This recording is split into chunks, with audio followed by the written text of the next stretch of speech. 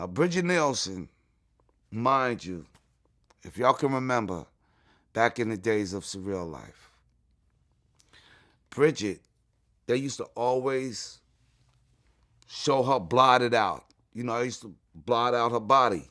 You know, if you wear a name brand hat and you don't and you can't show the name brand hat, they'll blot it out. So her whole body was blotted out. Why? Because she used to walk around naked. You know what I'm saying? In the whole nine, she used to walk around naked. She used to go to the bathroom, not wash her hands. Her hygiene wasn't all that, you know?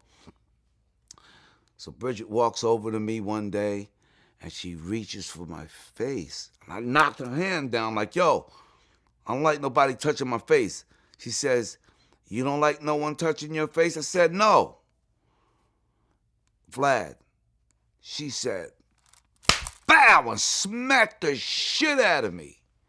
Now, where I'm from in Freeport, Long Island, Roosevelt, Long Island, one thing that we were taught, when you get hit, you hit right back. Soon as she smacked me, man, I reached way back in Africa somewhere, and I came back to America with this smack. Bam! And I smacked the shit out of Brigitte, man. She held her face, and then she started smiling. And she said, ooh, I like that. I'm looking at this lady like, oh shit, this fucking bitch is crazy.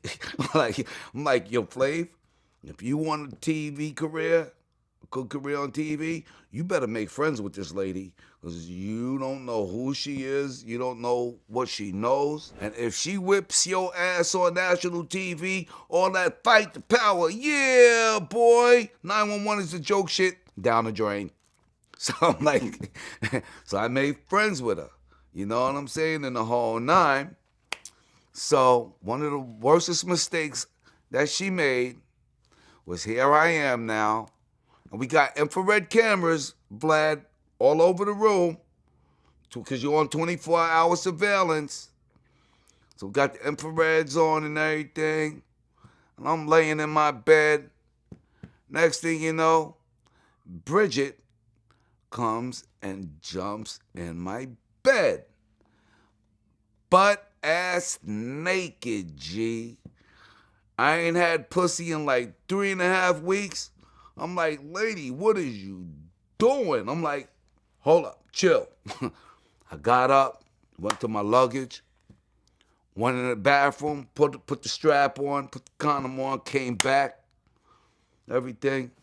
I laid down in the bed. I said, all right, now look, don't worry about this back here. Just face frontwards. I got the rest. So next thing you know, we started doing it. We started getting it in. You know what I'm saying?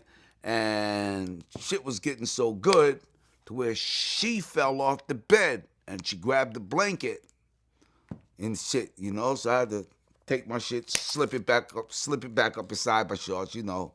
You know how the guys used to do, man, the dick out the side of the shorts thing. You know how that go.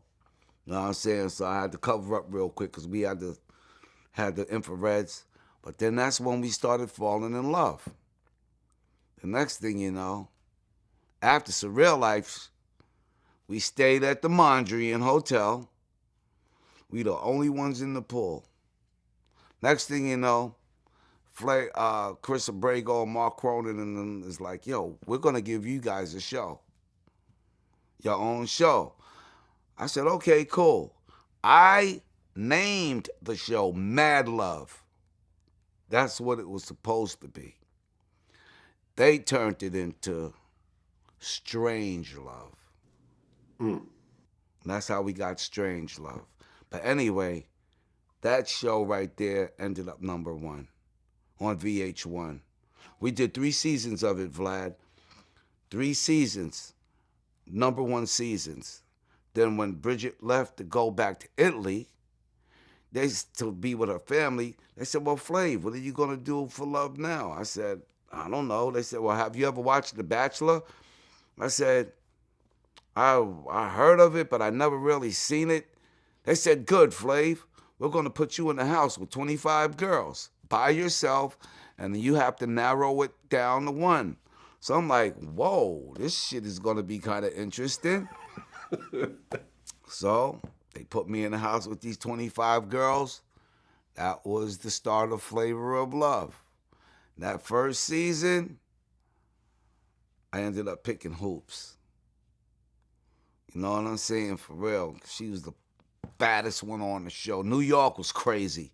You know what I'm saying? And everybody still talks about how New York's pumpkin spit at New York and the spit almost went into her mouth and everything. People are still talking about that to this day. Anyway, Flavor of Love was the number one on that season.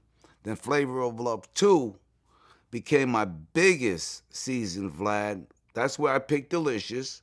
Delicious had the fat ass, G. And I said, yo, if I walk off the TV set with this ass right here, I'm going to be the fucking man. Yo, man, I walked off that with Delicious. That gave VH1 its most viewers ever in its history. And as we sit here and talk today, no one has ever broken that record, Vlad, yet. 7.5 million viewers. They tried it with Ray J, couldn't get the results. They tried it with Bret Michaels, still couldn't get the results. The only one that could break that record is your boy Flav, Vlad. You know what I'm saying? And the whole shit. So when I left VH1, I left VH1 number one. So I don't know what it feels like to be number two. And I want my number one spot back.